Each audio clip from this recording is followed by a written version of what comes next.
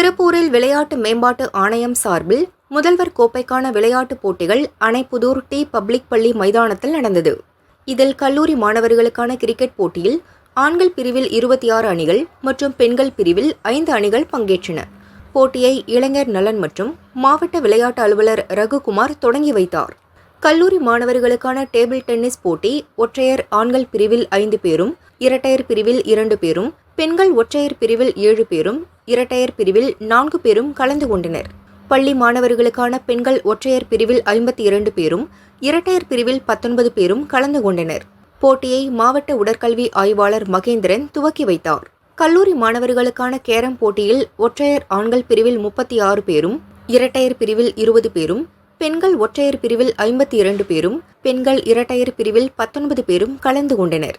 போட்டியை மாவட்ட குழந்தைகள் நல பாதுகாப்பு அலுவலர் ரியாஸ் அகமது துவக்கி வைத்தார். போட்டியில் வெற்றி பெற்றவர்கள் மாநில போட்டிக்கு தேர்வு செய்யப்பட்டனர்.